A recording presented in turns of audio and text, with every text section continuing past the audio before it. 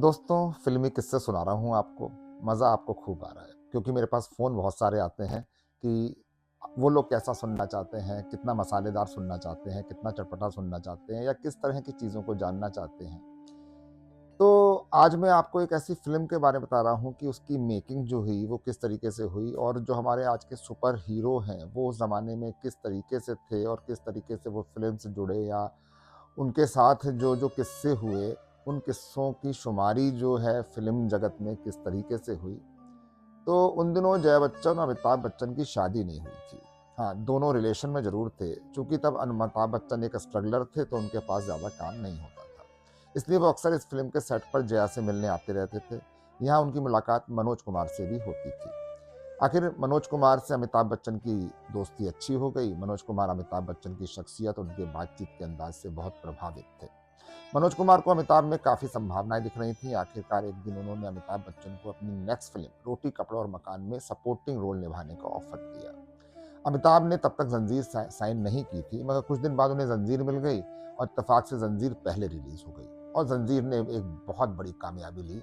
तो जंजीर की कामयाबी ने अमिताभ बच्चन को रातों रात स्टार बना दिया था। यानी तब तक रोटी कपड़ा और मकान रिलीज हुई, तब तक अमिताभ बच्चन मशहूर हो चुके थे। ये फिल्म है शोर, जो 1972 की सितंबर में रिलीज हुई।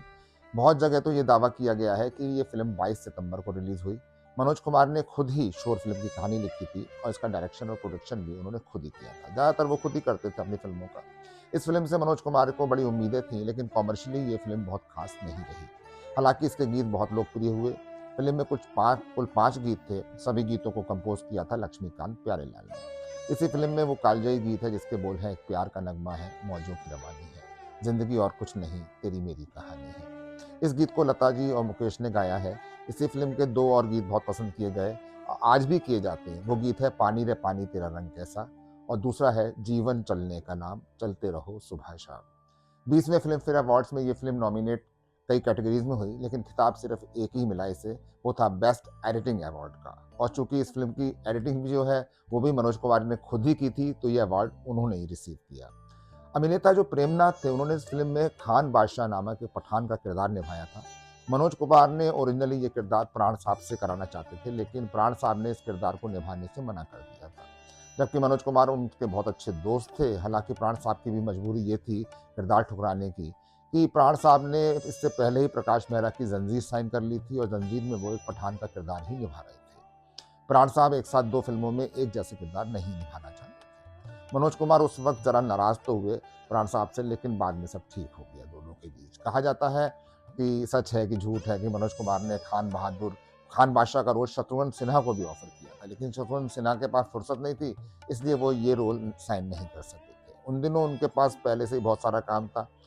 मनोज कुमार कहते हैं कि उन्हें शोर नाम की फिल्म बनाने का आइडिया तब आया जब वो दिल्ली में अपने फार्म हाउस पर कुछ समय बिताने आए थे। तो एक दिन मनोज कुमार के कुछ दोस्त भी उनके फार्म हाउस पर बैठे थे। वहां इतनी शांति थी कि उन दोस्तों में से एक ने कहा, यहाँ कितनी शांति है, जरा सा भी शोर नहीं है। वहीं से शोर शब्द मनोज कुमार के मस्तिष्क में बस गया और मनोज कुमार ने शोर में जया बच्चन का कैरेक्टर उन्हें दिमाग में रखकर ही लिखा था। दरअसल जया बच्चन उन दिनों उभरती हुई अदाकारा थी, आईएफटी से निकल कर आई थी। मनोज कुमार जब शोर की कहानी लिख रहे थे तो उन्होंने रानी का जो कैरेक्टर गढ़ा, तो उनके दिमाग में जया की ही छवि थी।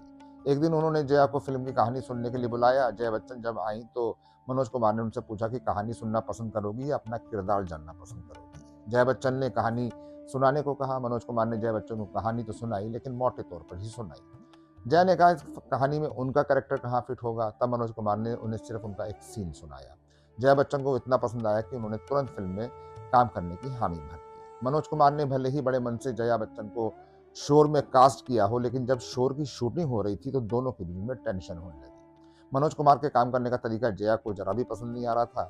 मनोज कुमार से जया बच्चन को इतनी दिक्कत होने लगी कि उन्होंने मनोज कुमार को दादागिरी करने वाला बता दिया। उन्होंने मनोज कुमार को बेहद एरोगेंट इंसान कहा। साथ ही ये भी कहा कि भारत कुमार की इमेज सिर्फ एक दिखावा है।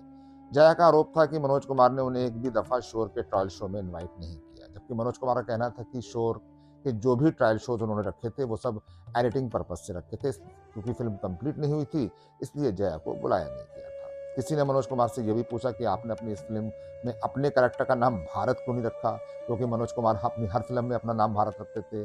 शंकर क्यों रखा? तो जवाब में मनोज कुमार ने कहा कि चूंकि ये एक पिता पुत्र की कहानी थी, भारत की किसी भी समस्या से इस फ़िल्म का कोई लेना-देना नहीं है, इसलिए इस फ़िल्म में कैरेक्टर का नाम शंकर रखा गया है। एक्ट्रेस जो नंदा थीं, उन्होंने इस फ़िल्म में एक गेस्ट रोल निभाया। वो शंकर यानी मनोज कुमार की पत्नी गीता के किरदार में दिखी हैं। नंदा से पहले मनोज कुमार उस रोल को लेकर तकरीबन बॉलीवुड की हर बड़ी एक्ट्रेस के पास गए, लेकिन सभी ने वो रोल करने से इनकार कर दिया था। लेकिन नंदा ने ना सिर्फ रोल निभाने की हामी भरी, बल्कि एक भी पैसा फ़ीस के रूप में इस फ़िल्म से उन्होंने मनोज कुमार से नहीं लिया।